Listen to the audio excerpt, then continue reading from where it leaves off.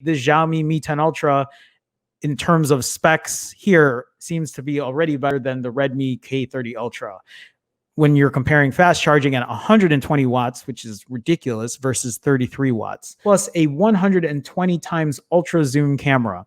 Now, I don't know how good that's going to be. We've already talked about the debacle when it comes to space zoom, 100 times space zoom from the Samsung Galaxy S20 Ultra, but we'll get into it. So rumors about Xiaomi's Mi 10 Ultra have been swirling this week. The company has now formally announced the product. Xiaomi revealed key features of its anticipated handset in a press release and a series of tweets. Whatever you can imagine, hashtag Mi 10 Ultra has it.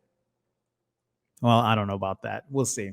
The highlight is that the Ultra supports 120 watt wired fast charging, a 4,500 milliamp hour battery, the same size as that of the Galaxy S20 Plus. Xiaomi claims it'll fully juice up in 23 minutes and hit 41% after just 5 minutes. That's ridiculous.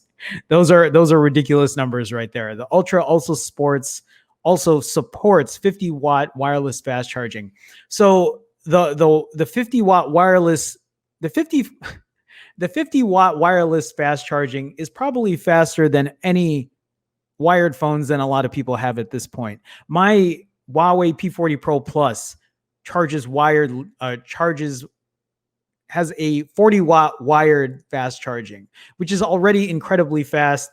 To think that it is capable of 50 watt wireless fast charging is incredible.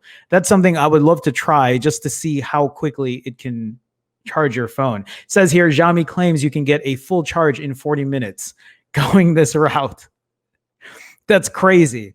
It makes me think I wouldn't even want to charge wired anymore then. If I can just get 50 watts, 40 minutes, wow. That's ridiculously fast. It really is.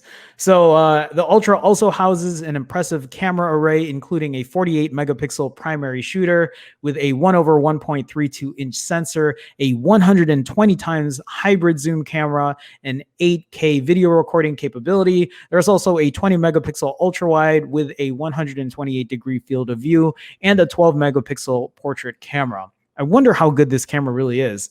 The 6.67 inch OLED display also looks to be top notch with a 120 hertz refresh rate. That's the same here for this Redmi K30 Ultra. I'm assuming it's probably the same hardware. So it can lead to smoother animations and scrolling, blah, blah, blah. Okay. So it's powered by a Snap 865. Okay, this phone is probably going to be really expensive. So a Snapdragon's 865, the same chipset that's in many of the fastest Android phones on the market, including the S20 and S20 Ultra. There you go. The Mi 10 Ultra will be available in mainland China on August 16th. It'll start at 5,300 yuan. Am I saying that right?